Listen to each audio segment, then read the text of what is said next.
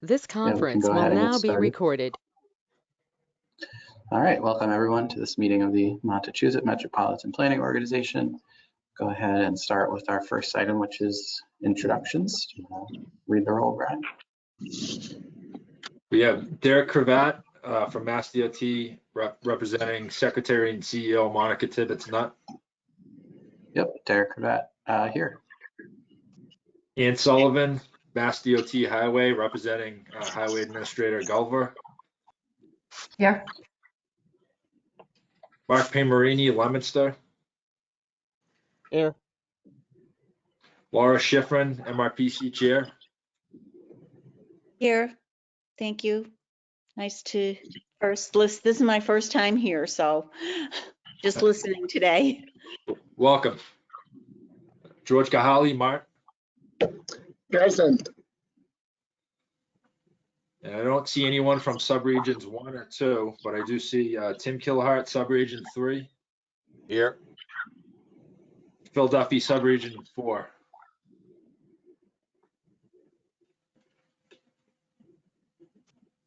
Phil, you there?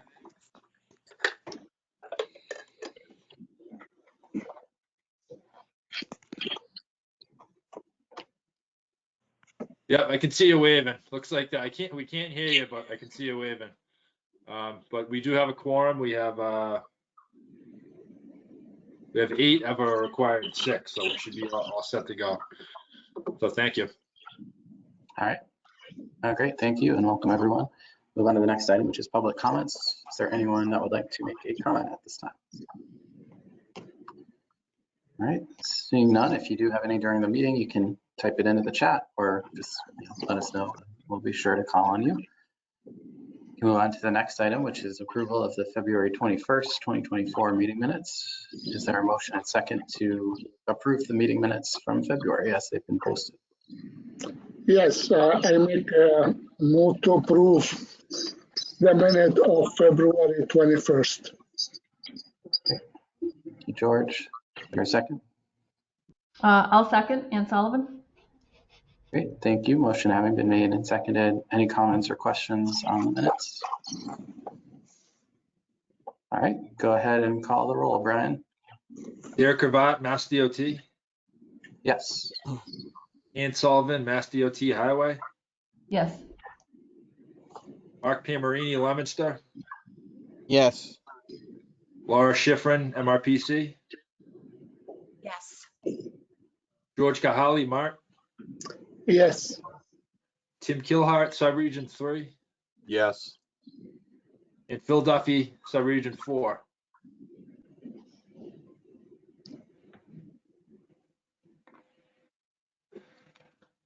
I believe you said yes, Phil, but we still can't hear you. But either way, we have enough for that to pass. So thank you.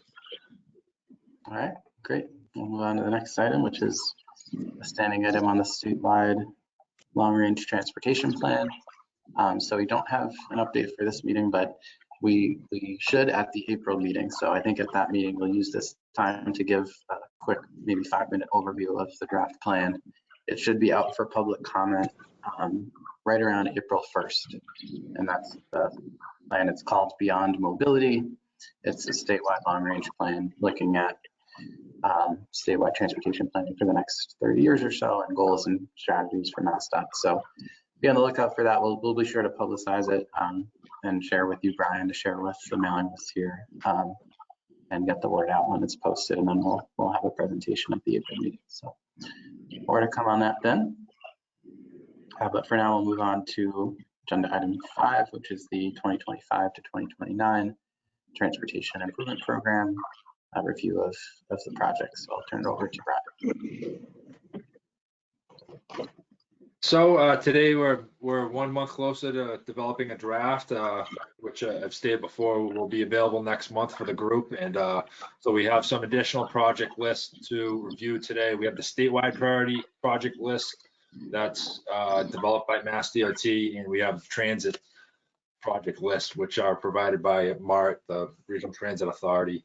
And although it's still very much in flux, we'll be looking at our target projects again, and with the idea of coming to agreement on an ideal scenario to move forward into the draft.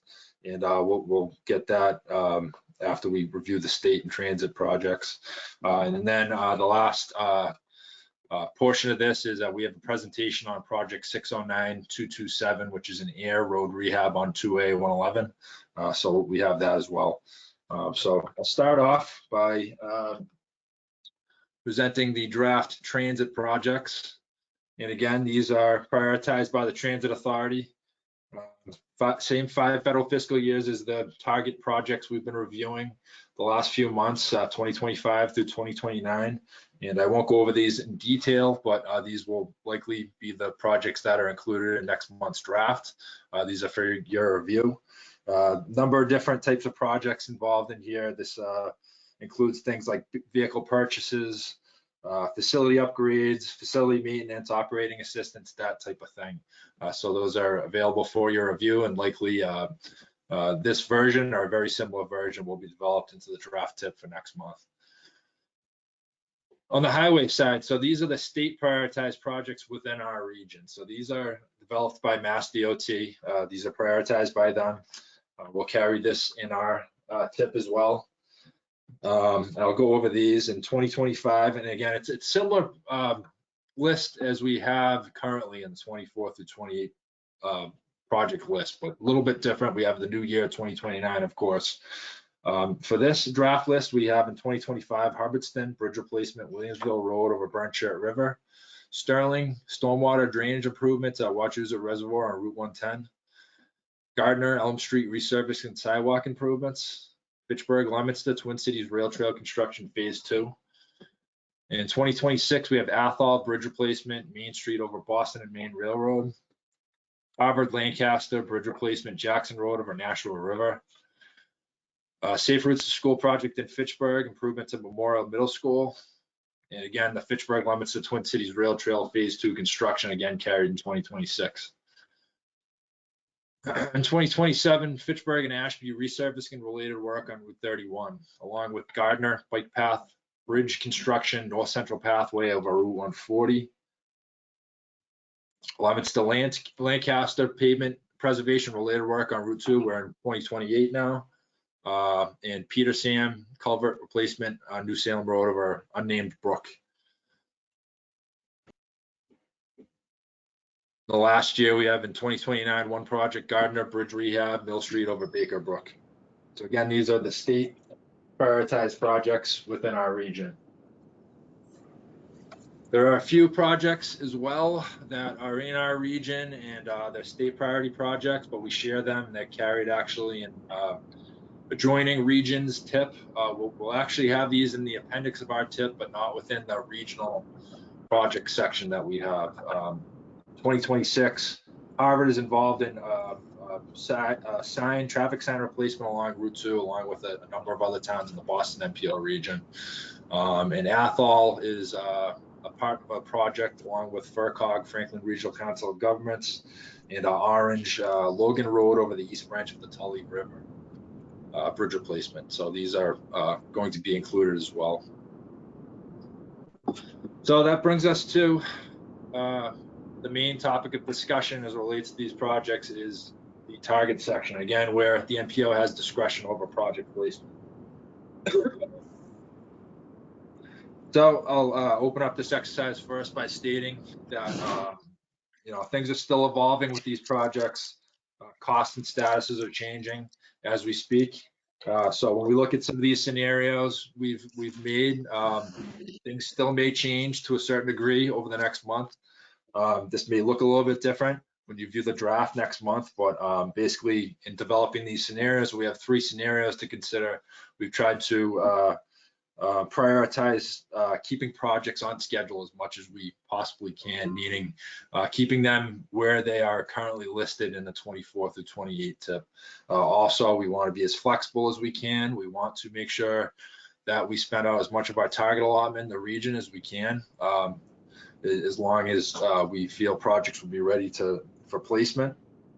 So with that being said, the goal today is to look at these 3 scenarios and get some sort of a consensus from the group on what avenue to pursue in developing these draft target project lists. So the first scenario we have is sort of a status quo type of scenario. So we'll keep the existing order in the scenario one. Also, Advanced Construct Templeton, project 608424. Advanced Construct is a mechanism that allows us to place it over 2 years. This project we feel like it's big enough to be constructed over 2 construction seasons, so we'll carry it in 2026 and 27 in this case. That allows us some flexibility in placement. So we try to use that mechanism when we can. Harvard is another project, Harvard resurfacing box widening on Air Road, which is currently advanced constructed. This scenario would also bring 3 projects from the appendix into 2029. So this is the new year of this new tip. And those projects would be Air Road rehab on Route 2A and 111. This is the project we'll be hearing a presentation on later. And Winchendon intersection improvements at Blair Square, along with Athol sidewalk installation on Templeton Road. As I mentioned, this is more of a status quo type of choice. Positive aspects, of course, they keep projects where they're currently scheduled. We don't move anything back, but it's also the riskiest of the scenarios that we'll look at. As mentioned in past meetings, there are 2 projects on this list that are in danger of not being ready. Ashburnham in 2025, 609-244 road rehab at 101. It's recommended this project move back. The community is really trying to get things back on track with their consultant, and things are happening, but it's still in danger and probably in need of moving back at least 1 year. Along with Templeton is the other project that we're concerned about, project readiness. This is currently, in this scenario, scheduled for 2026 and 27. Again, much like Ashburnham, there's some design issues that we're not confident that we'll be ready to go in 2026. So there's risk involved with this, but basically this is a status quo option right now. Scenario 2, we look at moving these projects back. Basically, we pursued this scenario with the intention of putting projects where we best think they belong in terms of project readiness and where they are in their design. So in this case, we moved 4 projects back. Really, the 2 at-risk projects, the Ashburnham and Templeton projects that we're concerned about, but by virtue of moving those projects back, would bump other projects down the list. So this scenario moves 4 projects back in total.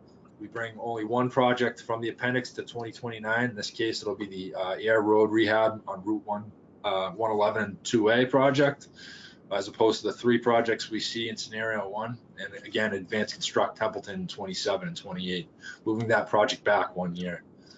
So this a lot less risk with this scenario. The problem being some of the main demerits, obviously, the large balance left in 2025, nearly $9 million. Our intention is to spend as much of these regional target funds as we possibly can.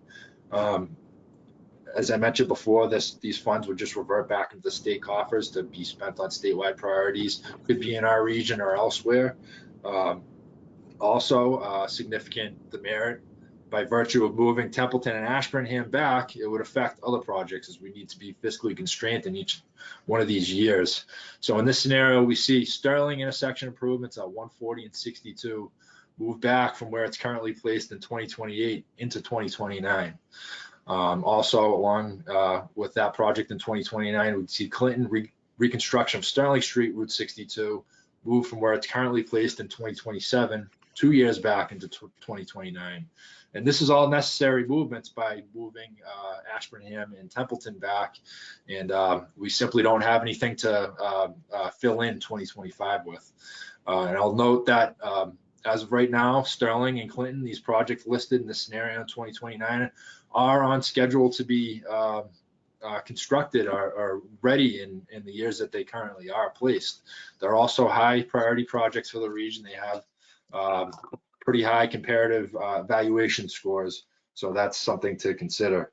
Again, scenario offers low risk but very little, if any, reward, and will negatively affect the number of projects on the list. So that is scenario 2. Scenario 3, and this is the scenario that staff recommends. We discussed these scenarios with the JTC at their meeting last week, and there was a consensus that this was the preferred scenario. This moves just projects back. So Ashburnham and Templeton will move back 1 year. In 2025, we would place Harvard 609213, the project on Air Road, from where it's currently placed in 26 and 27 into 25 and 26. So it would move ahead 1 year. This would allow us to spend out those the balance of the target funds in 2025. We'd also be able to bring 3 projects from the appendix to 2029. These same 3 projects are listed in scenario 1. Air Road rehab on 2A and 111. Winchendon intersection improvements in Blair Square, and Athol sidewalk installation on Templeton Road. This scenario has the most upside, eliminating some of the risk, but not all the risk. The caveat with this scenario being is Harvard is not necessarily a home run to be ready in 2025. Hello. We do feel like it is more ready than Ashburnham in this case. So this is why it's being considered. But there are concerns from the town. We've been in contact with project proponents from the town as well as DOT. We'd have to keep tabs on that and really determine if we need to make a move later on in the process. So basically, again, this is the staff's preferred scenario. Things are still being determined. It's a real possibility that this won't work out this way. But we prefer to begin to develop this scenario into the draft tip for review next month. But we do want to make special note with this Harvard project. If it is not ready to go in 2025, we feel that we should prioritize this project for 2026, meaning that we wouldn't want to move it back further than where it already is on the list. So if there's any questions about these projects, I can try to answer them now. If there's any suggestions that you'd like to make, we can certainly talk about those as well. These are 3 of 1,000 different scenarios we could consider, but you know, our intention is to make the best informed decisions to be able to spend out our target funds with the idea that we don't create a backlog. And that may be out of our hands if nothing is ready in 2025, aside from the Leominster project that's listed above there. But this is something that you know, we'll have to revisit if need be via an amendment or some other action. Great. Thanks, Brian. Yeah, I was just wondering, I don't know, District 3 and or anyone, if you wanted to weigh in on the Harvard project, what's sort of the sense of readiness for that, or is that something we should follow up on offline? I mean, I'd like to continue to follow up on it. You know, I certainly, you know, I'm hoping that I actually have an email out to see if there's some way we can help the town with. I know one of the concerns is, you know, there's quite a bit of work that goes along with getting all the right of way, and there's a lot of parcels, and each parcel requires, you know, several kind of different steps. You know, I'm just trying to see if there's something we can offer in terms of assistance with some of their effort to take that burden off a little bit and have them be a little bit more confident. You know, but yeah, I'd like to continue to follow up with the town. Okay. You know, I don't want them to go into something kind of, you know, with a low level of confidence or, you know, just high concerns. Right. Okay. That makes sense. Thanks, Ann. Are there other questions or thoughts? I have a quick comment. Rosemary Meissner, Subregion 2. The Select Board in Ashburnham spoke to their consultants, Wesson and Sampson, and they're pushing really hard to keep us in 2026. You know, so they're really working towards it. I mean, hey, if, you know, we have to accept whatever we have to accept from the MPO, but I will say that we did bring the consultants in, and they told us that they would get us back on track so that we would not be moved back. But, you know, Can they follow through? I mean, that's what they told us, but you know how it works. Yep. Okay. And we've been working on that kind of direction as well. I think at best, it would be a late 2025 advertisement for Ashburnham. So in effect, you're not starting till construction till that's spring or summer anyways, so it's not that big of a difference, or the next summer. But we're working with them as well to try to pull back a little bit on the scope and other ways to kind of keep that project moving along too. So we kind of have two fronts going at once. I think that Harvard is more likely in terms of readiness. And like I said, Ashburnham would be a late advertisement.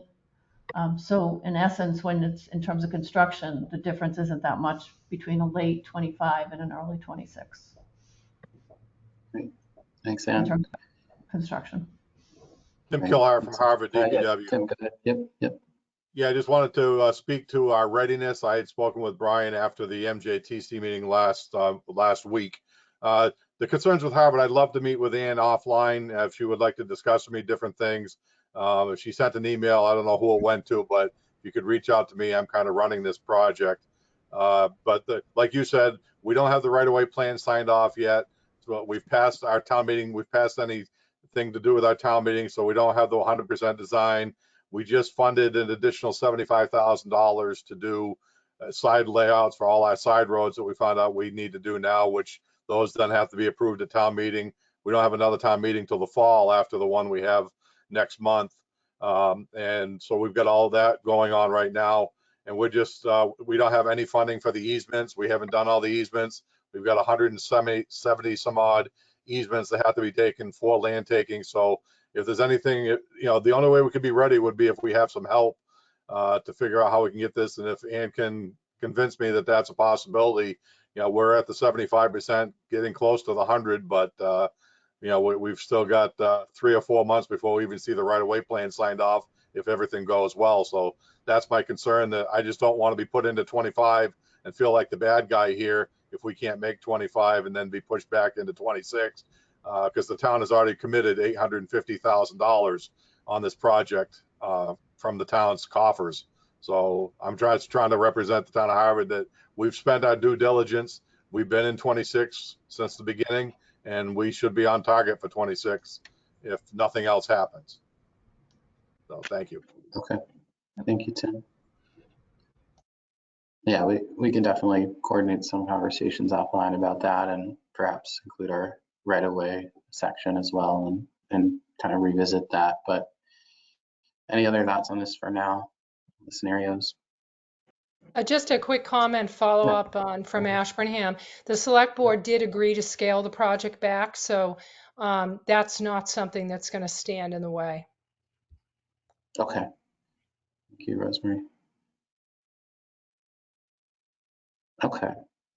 So yeah, it sounds like there's definitely some risk, right, with scenario 3, like Brian mentioned. Like he said too, there's always a possibility, right? It sounds like the projects could happen either way. It's just a matter of, we might have to shuffle things around if it doesn't, things don't make the fiscal year that they're in this scenario, which is kind of would revert this from scenario 3 back to, sounds like scenario 2, essentially. Likely, unless so it's basically between Harvard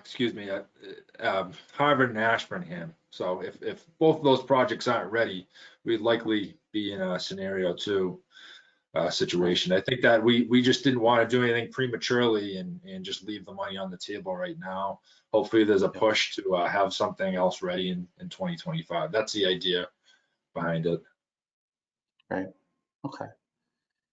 Yeah, and everything is, this is our, sort of snapshot in time, right? We can come back in Q1 of fiscal year 25 and always make changes if things get mixed up. So for now, though, Brian, you said the JTC recommended this scenario. Are folks generally comfortable kind of taking that recommendation, endorsing the scenario for now, with the caveat that, we'll very closely monitor readiness for Harvard, Ashburnham, and then, come back in the fall and take any other necessary changes if needed. But what's the sense of that? And, folks, feel free to make a motion if folks want to endorse the scenario or have more discussion. But today we do need a vote on a preferred scenario so that we can get it into our draft STIP and capital plan at the amounts kind of specified here.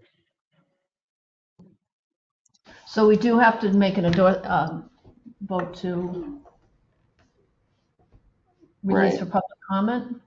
Is that what we're doing? It's not being released. The tip will be released next month for public comment. This is just to agree on a preferred Endorse the scenario. scenario. Yeah, and Brian, I don't know, do we need an official vote? I think every region does it a little differently. No, I'm not sure. Yeah, typically what we've Okay. done in the past few years is, if there is a preferred scenario, this is what we'll develop into the draft, which we'll review as an MPO before we send it out for public comment next month. So there's some time in between there. If there's a consensus recommendation or if there's no recommendation at all, I think that we would probably move forward with scenario 3. But I don't think a formal vote is necessary at this time. Okay, got it. All right. And of course, if there's any questions? questions in the meantime, please reach out to myself and hopefully, if we see any changes from between now and next month, there'll be positive changes and not any more issues that we need to consider. Yep. Thanks, Brian. Okay.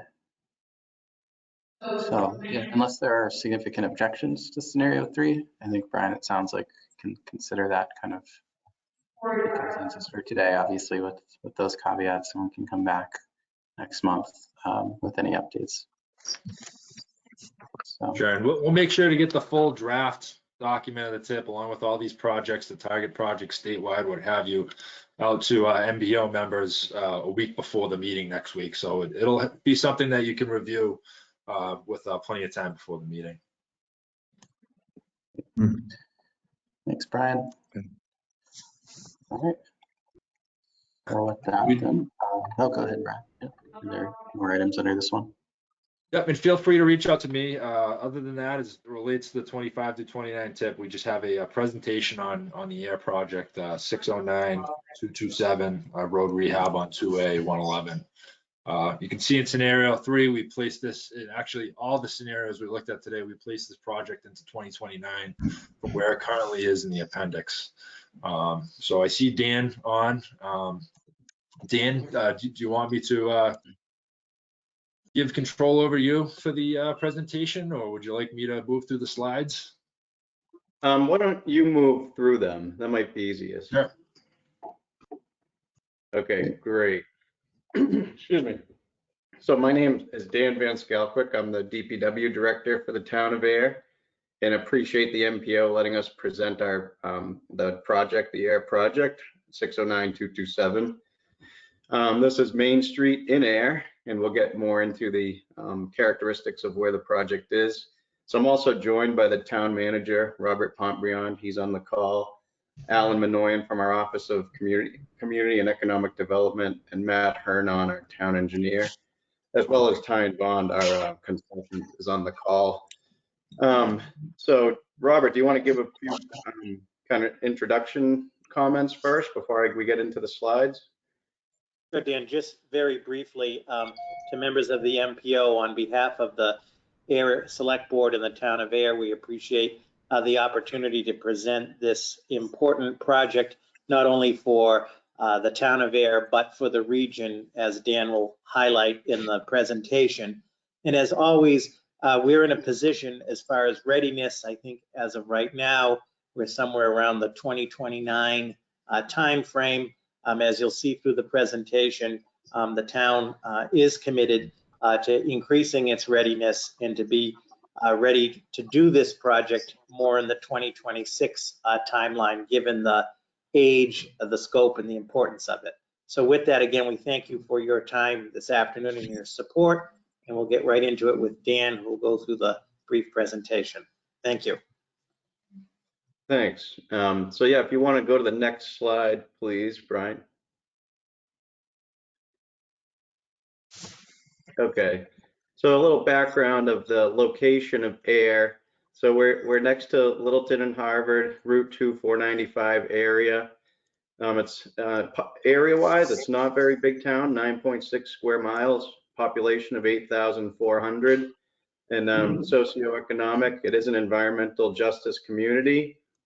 We do have for economy, manufacturing, transportation, logistics, shipping, Devon's enterprise zone. So there is a lot of industry here, you know, and I'm working in the public works. 60% of our water is consumed by the industry here. So we do have quite a bit in town. Transit, regional MBTA commuter rail station. The AIR MBTA commuter rail station is right at downtown. You'll see on the future slides. The AIR Devon's regional intermodal rail trucking facility as well. And sustainable development, downtown AIR, transit-oriented development, and district affordable housing, MBTA communities. We do meet zoning for that. If there's anything else, Alan or anyone else wants to add, go ahead while I'm going through. But if not, let's go to the next slide. Okay, so this is just a closer view, so you can see where AIR is and regionally. Whoop. Oh, okay. That's Sorry okay. about that.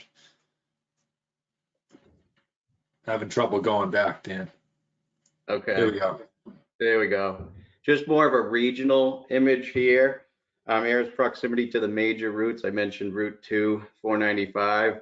The project we're talking about is on Route 2A, 111, which is, you know, used as a connection to the neighboring communities, especially Shirley, Groton, and up that way. So we do have a lot of traffic on our roads to reach those destinations, as well as around to Devon's. So next slide. So the project area, downtown AIR, the last reconstruction was in 1985.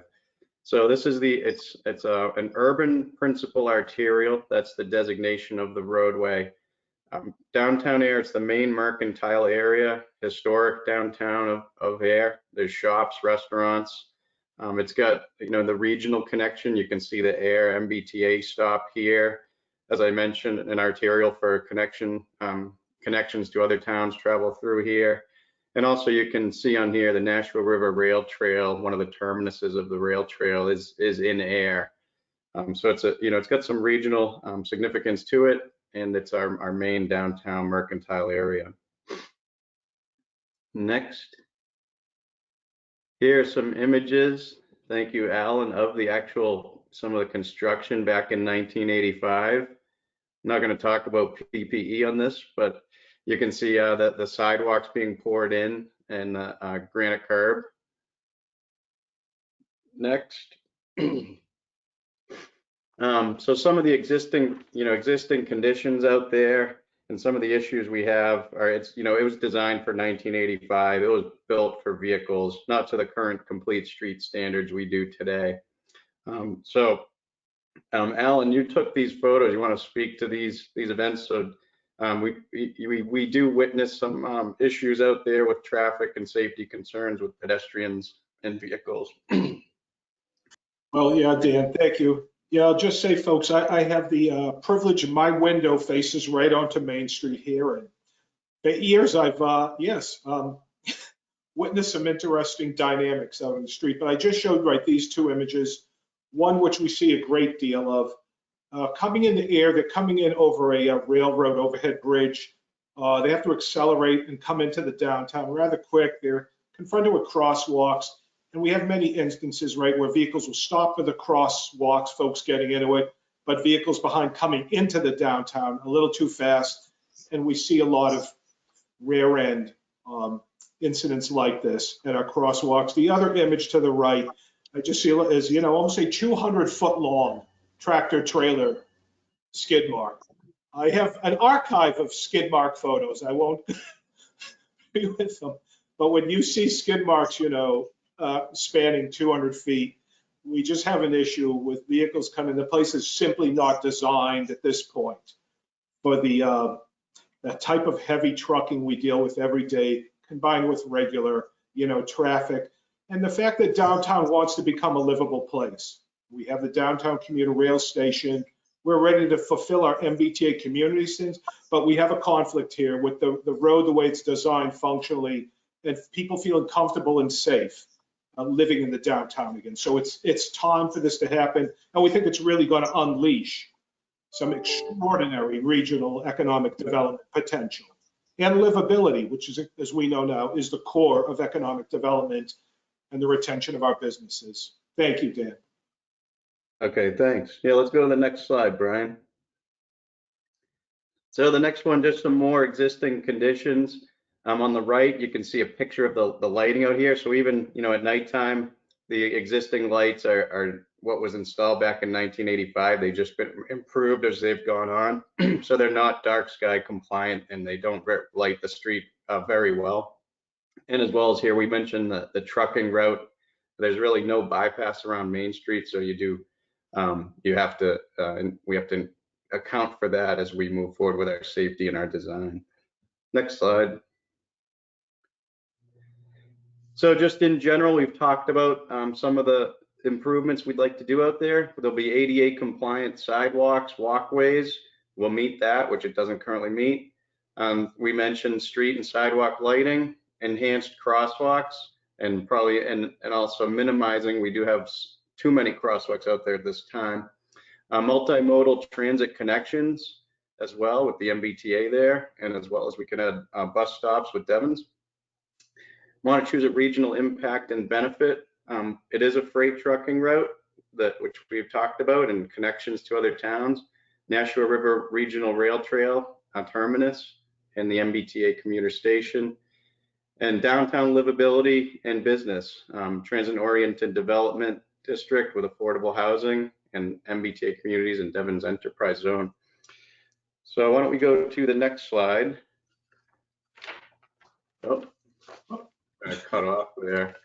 So we have a concept plan. I don't know if it's sort of cut off right now, but Greg, are you online? From Ty and Bond? Yeah, if you want to kind of talk a little bit about the design and then the schedule in the next couple slides, that'd be great. Sure. The concept, which we can't quite see right now, because we're constrained in the downtown area, specifically with sidewalks, with buildings at the back of the sidewalk, with some grading challenges for the sidewalk. The edges are constrained. There's an obvious need for parking in the downtown area. We're maintaining those parking lanes and providing a travel lane and a marked bicycle lane along the corridor, which in the photos that were shown earlier, that's been done today. The bike lane's been shown. There we go. And so this gives the overall picture of what the concept looks like at this point. This is a pre-25% design concept. We use this in a design justification workbook submission.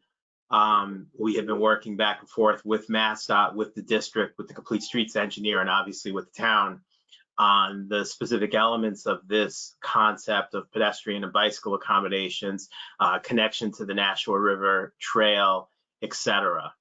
Overall, the concept introduces signalization at the intersection that you see on the left, which carries the throughput of Route 2A, and then an unsignalized intersection with Columbia Road or Columbia Street on the right, and intersection with Central Avenue with some bike accommodation proposed on Central Avenue to connect to existing bicycle accommodation on our roadway, which you see at the top right. And so, the main focus is that bicycle accommodation along the corridor connecting to the rail trail, because this is a terminus point of the rail trail, promoting connectivity for bicycles through the downtown and with the rail trail, which provides north-south connectivity in this area. And then just accommodating the vehicle traffic, making some improvements in traffic control with the traffic signal, to manage vehicles, specifically the heavy truck traffic that this corridor sees because of its regional significance. If you want to go to the next slide, which should be the schedule slide.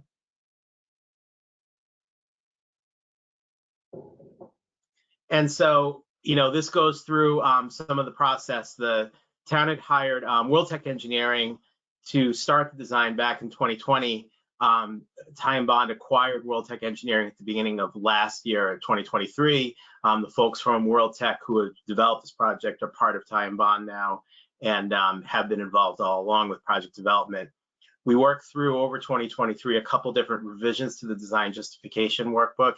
As I mentioned, we had some back and forth, some dialogue with the district, with Ann and with others at the district, and with the Complete Streets engineer from Boston.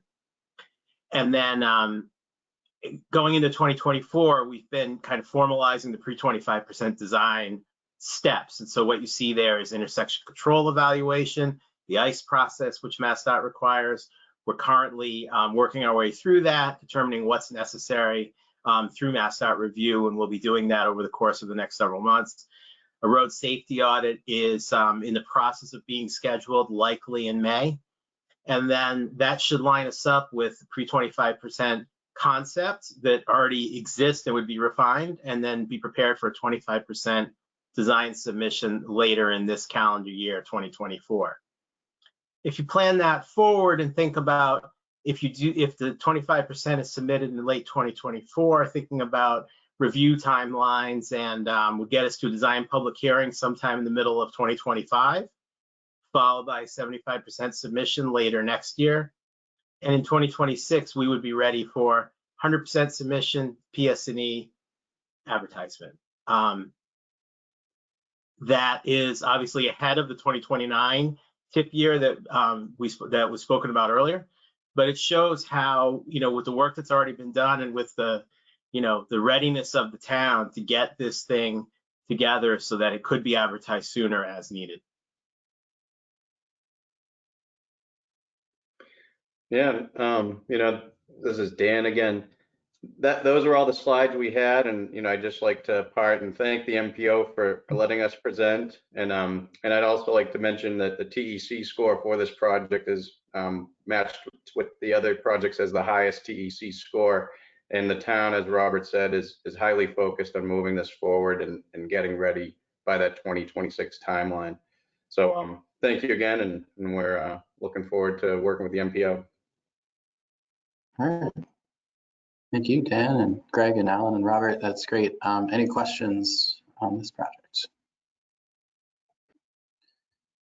All right. Seeing none, thank you for the presentation. That's great. Mr. Chair, I got a question actually. Yeah. Sorry, figure I'd take advantage of so many reps from Air being here today. What kind of outreach have you done with the community in downtown Air and the businesses on Main Street specifically? Yeah, maybe I'll jump in that. A couple of years, going back even pre-COVID, we've already done 2 downtown mobile workshops, inviting, all of our property owners as well as the business operators. We've done that already a few years ago to start. We're ready to re-engage with them again now this spring and summer.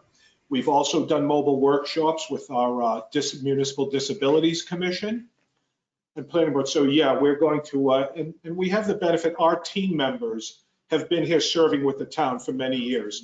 So we have very good, long-standing working relationships with our downtown property owners and business owners. They've been, well aware, that we've been planning this, working with them, but we're ready to have some very robust public forums, as well as getting them right out in the street with mobile workshops. Yeah, I would add, Alan, those workshops, they kind of led to the current concept we have with the bike lanes and parking. You have the business owners who would really like the parking, and the Nashua River Rail Trail users who really want the bike lanes, and we need that connectivity as well for complete streets. So yeah, these public input workshops have kind of worked out good for us to get to where we are. That's right, and I'll tell you, we also want to take another step and interface with the many trucking companies that do, this is their main route.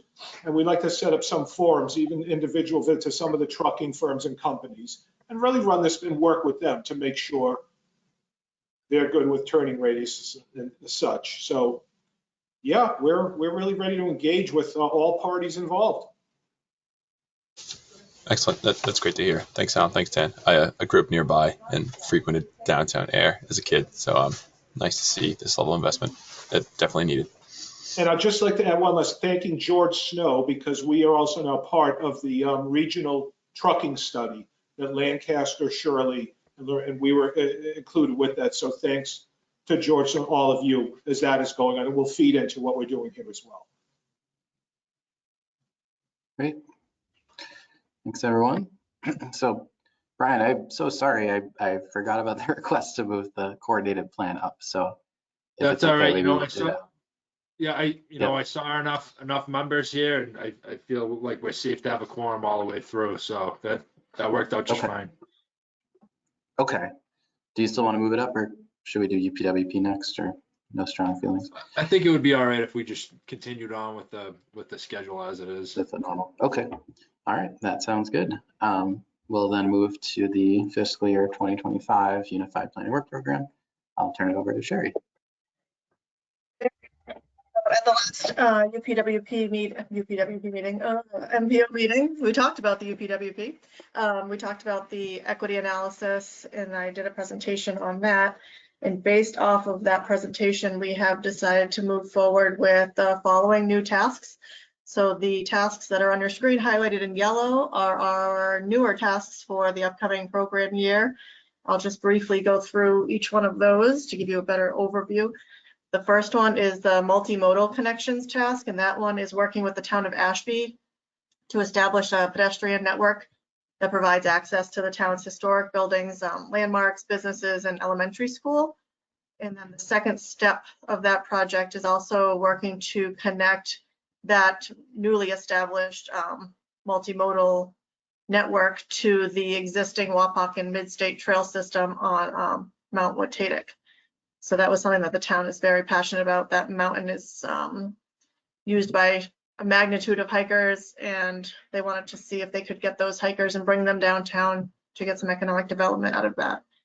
The second project is a corridor analysis for the town of Townsend. I don't know if you remember, but last year the town had requested this exact project, but a little bit larger scale along Route 119. And they had requested it for the second time because we did encourage them to come back this year and apply again. And they're basically looking at this heavily traveled roadway that includes Northern Middlesex Regional High School. There's a shopping plaza, fast food restaurants, and they want to do a safety study along there and incorporate some pedestrian access as well. The third one is another freight study, although this is not as dynamic as the freight study that we are currently working on in our year 2 freight study. This one is working with the towns of Ashburnham, Harvard, and Westminster, and all 3 communities reached out to us asking for some assistance with some freight data gathering. So we had reached out to all 3 communities and established some roadways that they have concerns for freight, and we had put together a task where we can gather data on how many trucks and the speed of the trucks, and we want to see what the percentage of the truck traffic is on those roadways. I know some of them were trying to see if they could get a truck exclusion or at least document how many trucks are going through that area. So we will be individualizing the task into those communities based on what their needs are for each one. And then the fourth one is a future of mobility task, and this is actually stemming from our current transit-like task, where we were kind of researching whether a TMA or a Transportation Management Association would be desirable for our region. And while we were working on that task, we developed this new future of mobility group that has been meeting pretty much monthly, and it's just kicking up, where we have a really good following and it's really moving forward in a positive way. So we wanted to actually morph that task into this new task, which better, I think, represents what we're trying to do for mobility in the region. And actually, we have our next meeting coming up on April 2nd at Montachusett Community College in Leominster.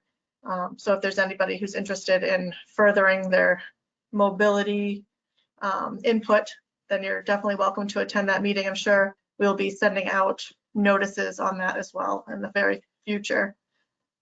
So next MPO meeting, we hope to further in the budget, so we can present the budget for all the tasks and the overall document, and then get it to a point where we can review, release it for a 21-day comment period for the final draft UPWP at the next April MPO meeting.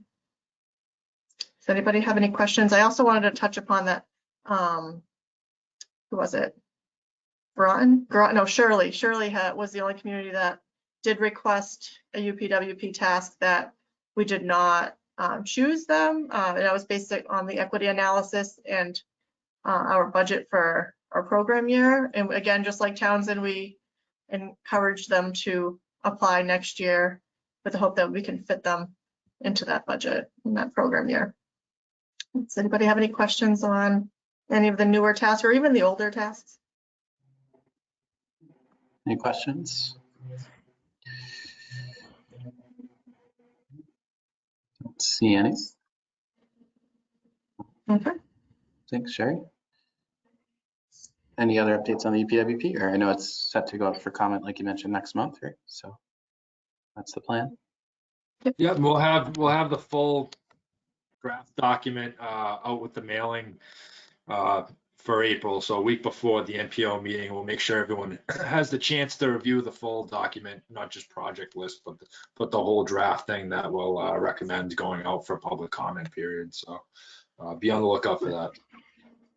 Great, sounds good. All right, I think the next one is also you, Sherry, the Coordinated Public Transit Human Services Plan. Turn it back to you. Yeah, thank you. So at the last MPO meeting as well, I had presented the draft Coordinated Public Transit Human Services Plan, and that was actually released for a 21-day public comment period that started on February 23rd and then ended this past Friday on March 15th. To give a brief overview, the plan documents the region's unmet human service transportation needs of seniors and individuals with disabilities. The plan has been developed by the MPO as a tool to help local transportation providers and communities improve transportation services, increase efficiency of service delivery, and expand outreach to meet the growing needs. This plan is also required by the FTA to access the FTA Section 5310 funding, and the plan must be developed and approved every 4 years through a process that includes participation by seniors, individuals with disabilities, representatives of public, private, and nonprofit transportation and human service providers, and other members of the public that utilize transportation services. So it provides a framework to guide the investment of existing transportation resources and the acquisition of future funds. So today we have 4 comments received during that 21-day comment period. I'll briefly go over those. The first one was from the Fitchburg Mayor, Samantha Squalia. She provided some updates on the MPO members and appointment lists. And she also had a question if a reference should be made to the low income fare program by the MTA. So we had made all of those updates and changes where appropriate.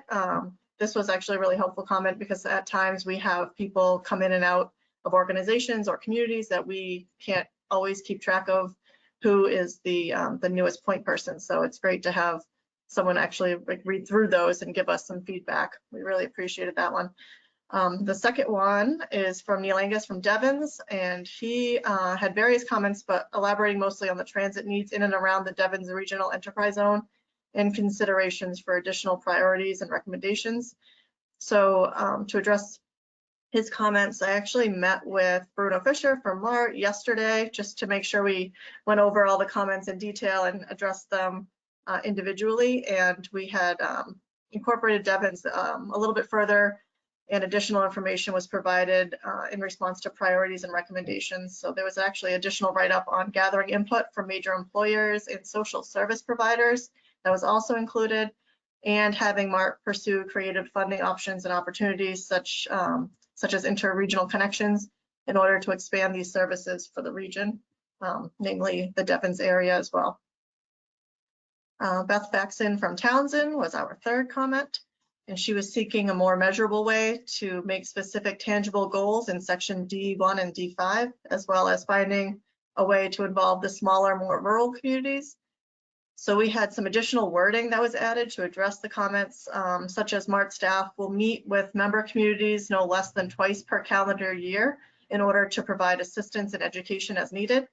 And then also these meetings will provide a forum for gathering additional information regarding transit planning. I think the gist of her comment was just making sure that we were addressing the smaller communities or the communities that might not be necessarily always incorporated into the transit planning as easily as the major cities.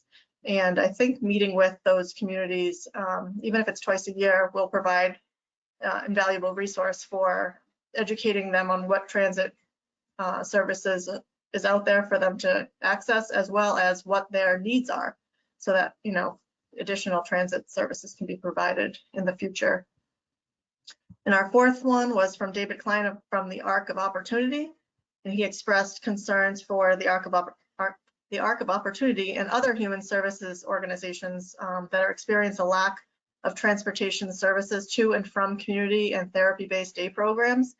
So this one sounds like it's more where there's a shortage of transit options for HTS and DDS transportation for the disabled population. And I know when I spoke to Bruno, it sounds like there's just a severe lack of funding for those programs for transportation, whereas mass health-based transportation is much stronger. And I know Bruno had actually added an entire section into the document, which is called Expanding HTS Brokerage Transportation Vendor Resources, which is found at the very last page of the document. So that will at least provide some more information on that type of service and make sure that people are aware that this is a problem in our region. And hopefully we can get that moving forward. So it was great to have such variety of comments on this document. It was great to have people engaged and involved in reviewing the draft and providing their feedback. We really appreciate it. And we have the final draft. I think, Brian, did you put it, is it available in the handouts? Yep, it is. Originally, the original draft comment went out with the mailing, but if you access the handouts now through the links provided in the agenda, you'll see the final draft version for today. That includes all the comments as well. Excellent, thank you. And then, so today we're hoping to get a vote by the MPO to endorse the final coordinated public transit human services plan. Thank you, Sherry. Any questions or comments on the plan? Okay, I don't see any, so with that, I'll ask then for a motion and second to endorse the plan as presented and, you know, incorporating these changes that Sherry presented. George Kahale, I make a move to coordinated public transit human service transportation plan to be endorsed as presented with the correction and the addition to the comments. Thank you, George. Or a second? Laura Schifrin, I'll second that motion. All right. Thank you, Laura. Motion having been made and seconded. Go ahead and call the roll, Brian. Derek Cravat, Mass DOT. Yes. Ann Sullivan, Mass DOT Highway. Yes. Mark Pamarini, Leominster. Yes. Laura Schifrin, MRPC. Yes. George Kahale, Mark. Yes. And now I see Rosemary Meisner, Subregion 2. Yes. And Kilhart, Subregion 3. Yes. And Phil Duffy, Subregion 4. Yes. All right, thank you. Great, thank you, everyone. Move on to our next item, which I believe is updates. I'll start with the Highway Division. We start with District 2. Darryl. Sure. Good afternoon. Darryl from District 2. So we have a few non-target projects. We have one here in fiscal year 24. We have project 608723. This is Athol integration or intersection improvements at Crescent Street and Chestnut Hill Ave. The design is at PS&E. Latest was received in February 29th. Review comments were just completed on March 7th, and we're waiting in final environmental permitting determinations in May. Next project we have is 613167. This one was advertised as Athol Phillipston Templeton Bridge Preservation of 8 bridge crossings along Route 2. It was advertised December 30th. Bids were opened on February 21st with a low bid of approximately 12.2 million from Excelis Brothers Painting Company, and we're just awaiting award and NTP on that. Next, we have in FY25 we have the project 612151. This is Athol Bridge Replacement, Main Route 2A, Main Street over the B&M Railroad. Design is at pre-25.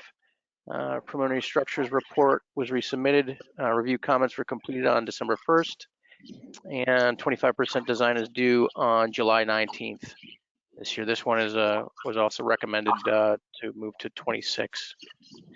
Next, we have in FY26 is project 608424, which was discussed earlier. This is the Templeton reconstruction of Route 68 from King Philip Trail 202 north to the Phillipston Town Line. The design status is at 75% per the latest design schedule. 75% revised one right-of-way plans were due in December. We're waiting an update on that. And the next milestone per the last schedule, which waiting for an update on, was due August 25th this year.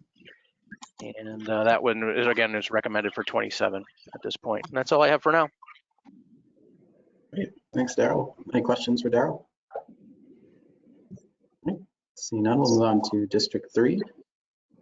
And Yep. The Leominster Route 12 reconstruction, project 604499, is at 100%. The PS&E is due in May. Right-of-way plans have been accepted and the environmental permitting is ongoing. Fitchburg Bridge replacement, Water Street over Boulder Drive and Pan Am Railroad, and also Water Street over North Nashville River. Project 608189. That project is at 100%. The PS&E is due in early April. Right-of-way plans have been accepted and the environmental permitting is ongoing. Fitchburg Ashby was on the tip. Fitchburg Ashby Route 31, 612110. That was amended off the tip, I think, at our last meeting. Fitchburg Leominster Twin City Rail Trail Phase 2, 609411. That project is at 100%. The PS&E is due at the end of March, and that those the environmental permitting is ongoing on that as well. thanks, Ann. Any questions? That's 2024. Okay, thank you, Ann. Any questions? All right, seeing none, we'll move on to transit. George, are you gonna give an update for Mark? Yes, I have a couple.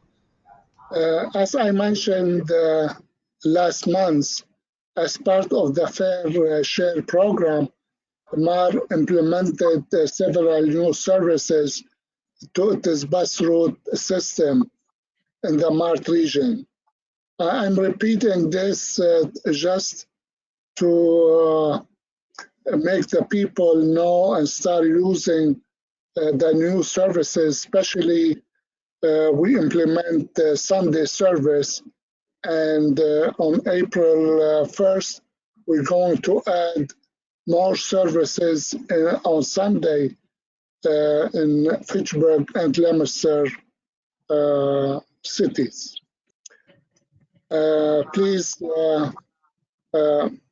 tell everyone, spread the word for people to use it, especially MART is running a fare-free service on all its fixed bus route system up to June 30, 2024. Thank you. Okay. Thanks, George. Any questions for George? All right, seeing none, we'll move on to the JTC update. Is this Brian? Yep. Yep, so the JTC met last week, as they normally do, a week before the MPO, and we reviewed much the same information that the MPO reviewed today in regards to the TIP and the UPWP. We'll continue on that trend.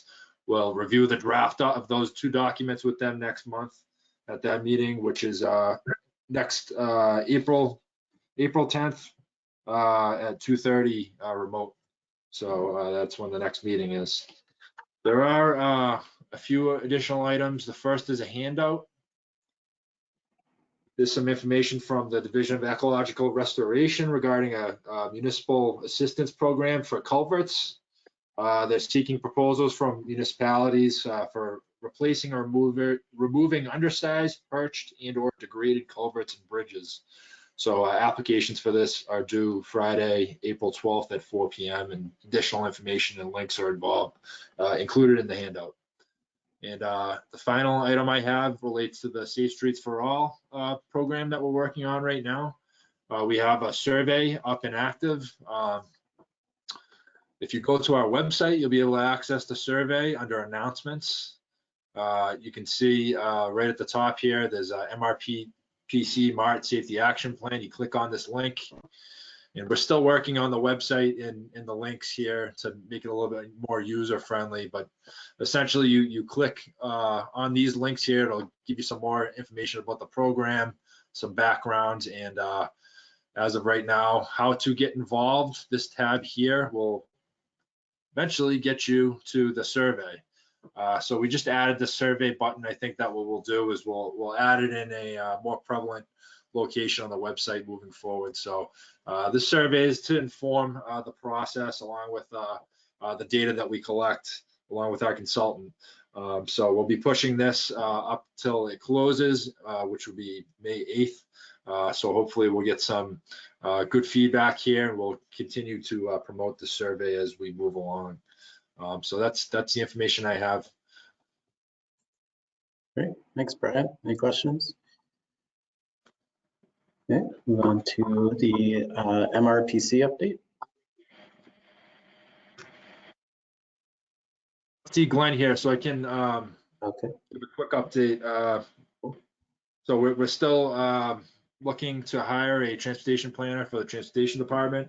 So that process is ongoing. We've been interviewing, hoping to hire as soon as possible. We'll keep you updated on that. And we have the MRPC commission meeting scheduled for tomorrow night at 7 p.m. We'll be discussing the audit that we just had. So typically we meet the first Thursday of the month. This month it was moved back to allow time to finish the audit. So that's tomorrow night at 7 o'clock. Great. Thanks, Brian. All right. Is there any other business under administrative matters? We've got next MPO meeting listed. And just remind folks of the date, Brian, for the April meeting. Yep, April 17th at 1 p.m. and it'll be remote. And at that meeting, we'll need a quorum. We'll be hopefully sending the UPWP and the TIP out for a 21-day public comment period. So those are the major items next month. Great. Any other business for the MPO? All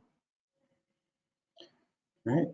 With that, we'll move on to adjournment, which I think we'll just do by a voice vote. I'll ask for a motion and second to adjourn.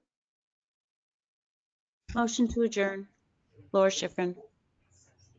Second, Sullivan. All right. Thank you. Motion having been made and seconded. All in favor, please say aye.